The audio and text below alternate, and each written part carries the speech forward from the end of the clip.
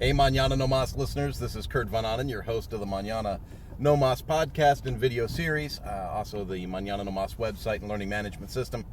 But I thought I would actually video record the podcast this morning on the drive on into the office, and that way people on the Facebook page and stuff get to see the video.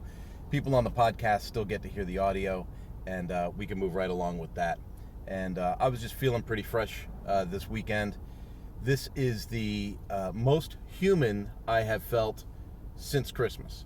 So I don't know if folks remember, I've made mention in the last couple of podcasts about not feeling well or about being sick since Christmas. Well, on Christmas Day, it had rained lightly, and it didn't rain lightly, it rained pretty heavy. And I was like, I can't wait to go mountain biking up in the mud. So I took my mountain bike on up, and wow, there was like no traffic. Martin Luther King Day. And here we go. I like this car when there's no traffic. And so then I was mountain biking up the hill, and as I was going up the hill, I felt myself laboring more than I should have been laboring to get where I was going. I ride this trail pretty frequently, and so I'm aware of the effort that it takes to get up the hill. And so there I was, and I like driving when the highway's open. So I was going up the hill, and I got about 50% up. I was like, I'm not feeling so hot. Got to 80% up the hill, and I was like, man, I'm working really hard. And then this little girl in high school goes right by me, and I was like, oh, what's happening to me? And I looked down, and my speed was still good. So that high school girl was just super fit, right? I looked down, my speed was still good, but I was kind of exhausted. And I thought, man, this is really taking a life out of me to get up this hill today. And then I got to the very top of the hill, and I was like, oh, dang, I'm sick. And I still had like 10 miles to go to get home. So obviously that was not a great situation for me. And I thought, well, it's just a cold, I'll be over in a couple days. Well, here we are 3.5 weeks later, and this weekend I got on the trainer in the garage. I was gonna go bicycling. Like, I set up the road bike, aired up the tires, lubed the chain, greased the pedals.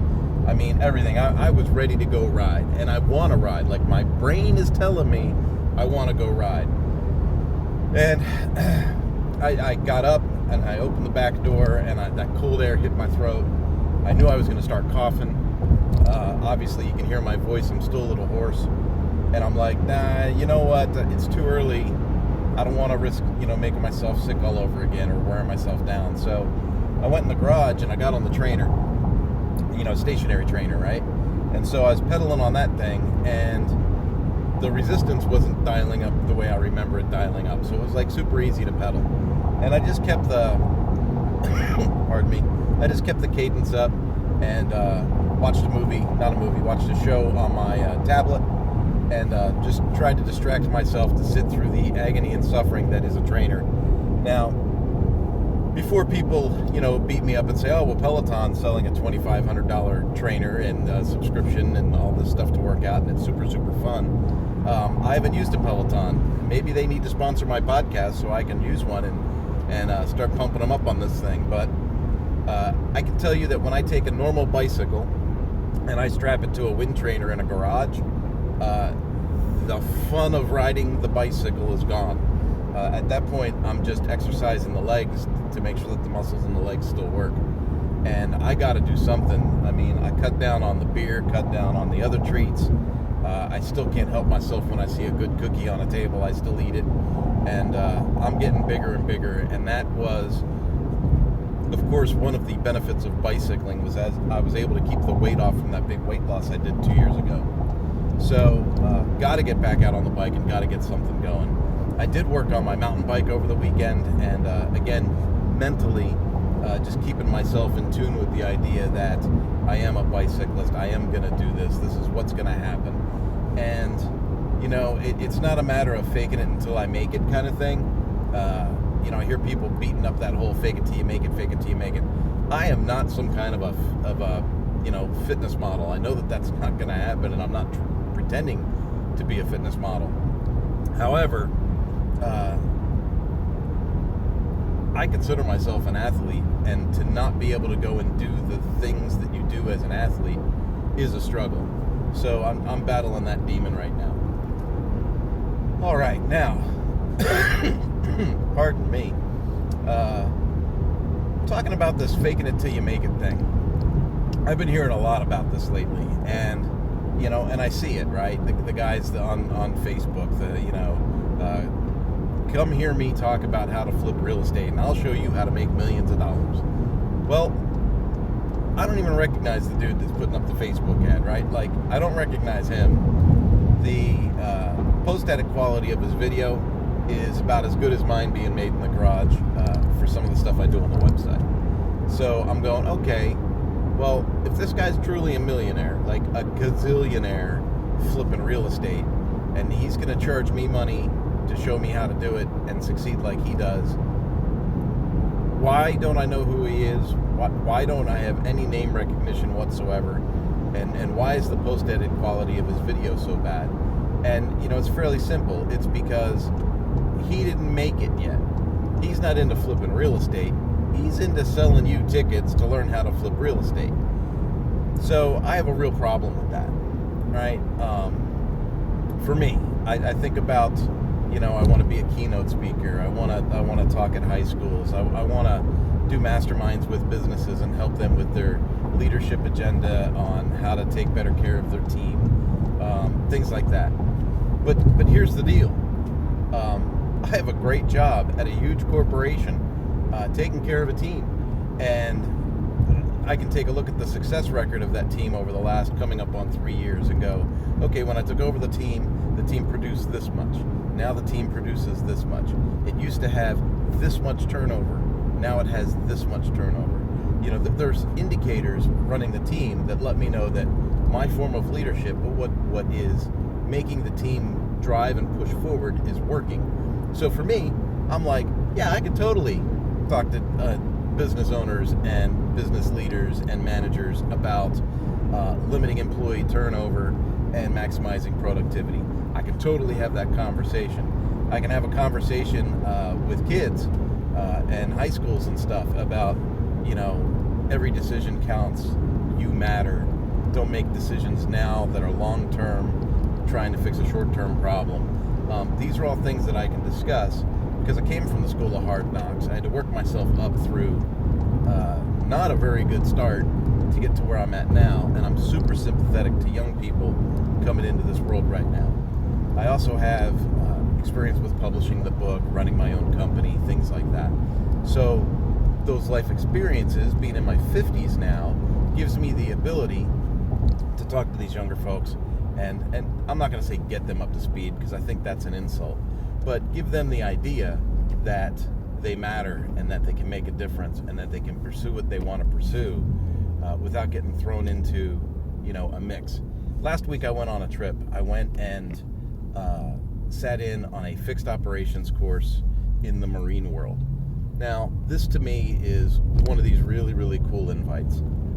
The company that is teaching this fixed operations is not Suzuki, and it's not Mañana No Mas. I was invited to go check it out, okay? I wanted to go check it out. Now, a lot of the ideas that they teach in this course are ideas that have been fully discussed with the Ducati Fixed Operations Management training and things that are currently being discussed at Suzuki. And both of those, Ducati and Suzuki, those programs were built up using the service writing in black and white and service writing in gray printed materials that I generated through Von Concepts Publishing and Mañana No Mas. So it's hugely flattering to me to get an invite from another company to come and see what they're doing with the content that I wrote. Now, I did not invent the content. I got to be super, super clear with that. It's like a magician with a cutting someone in half box, right? He didn't invent the trick to cut somebody in half, but the presentation that he makes to cut someone in half is what makes him different, what makes him a separate entity.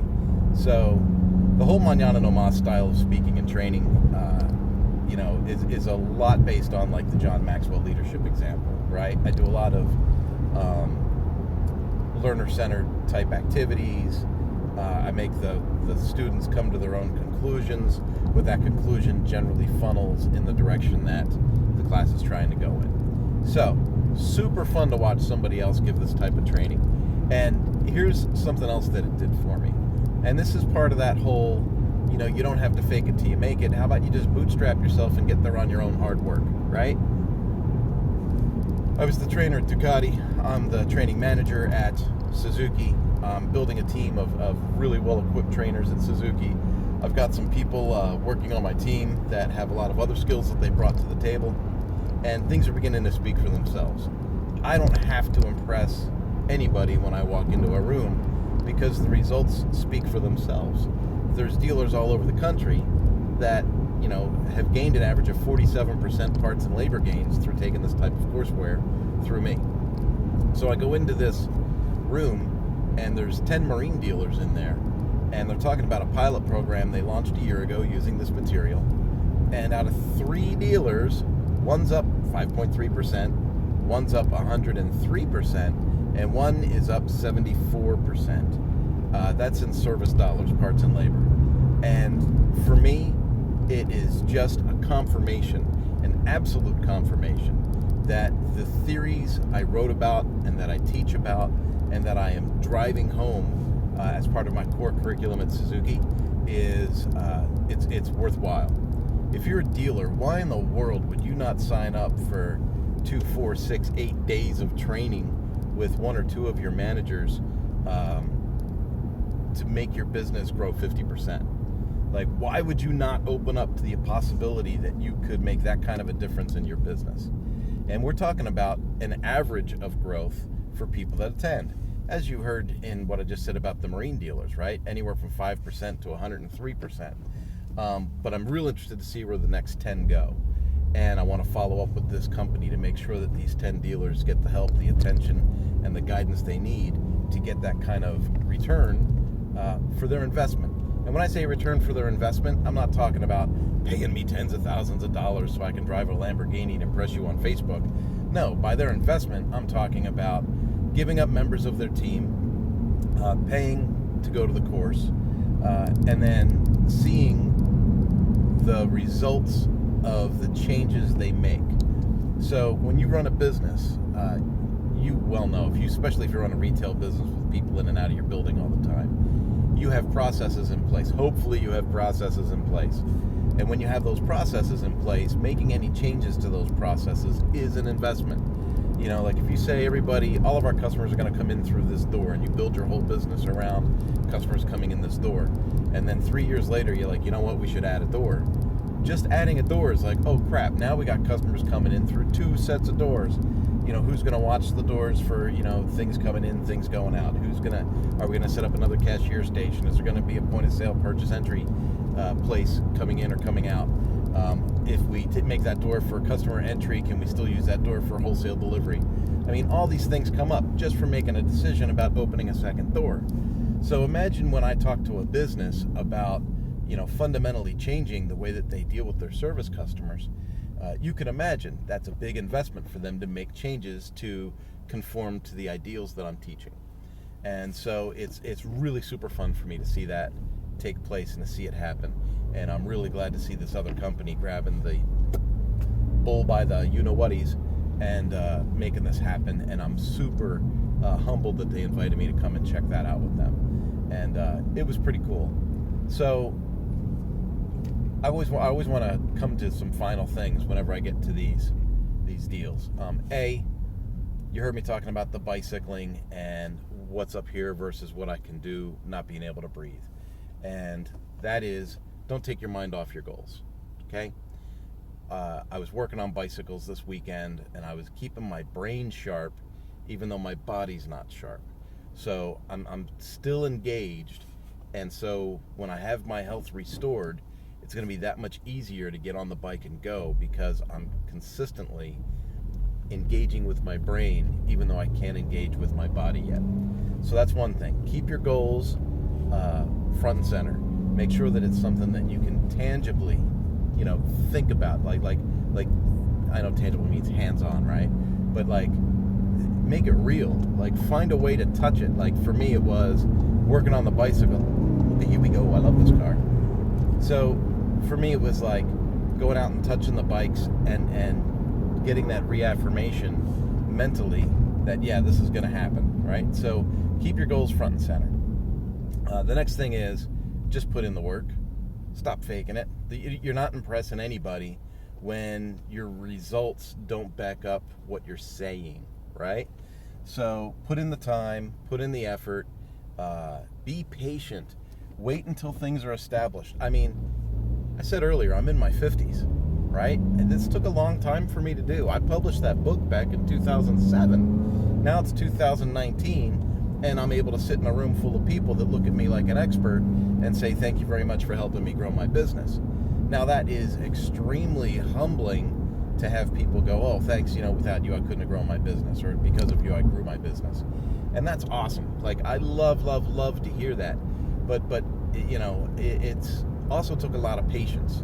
I didn't write the book in 2007 and then get on the Oprah show in 2008 and become a gazillionaire in 2009.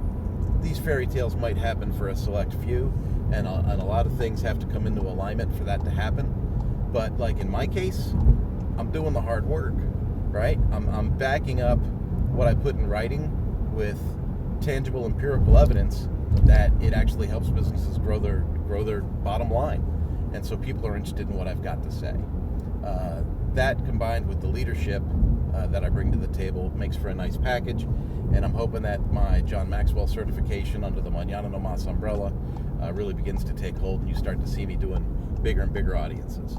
Well, folks, I think that wraps it up. I love y'all. Mañana No Mas, let's get some shit done. And, if you are listening to this on iTunes, I'd love for you to, give me a like, a share.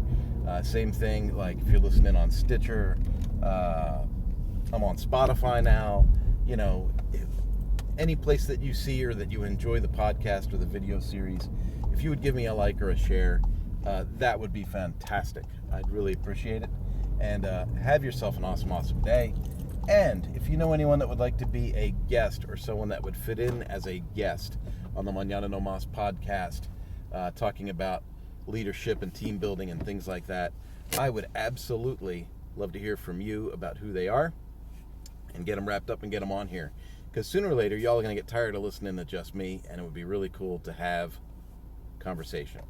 Have yourself a great day. Love y'all. Bye-bye.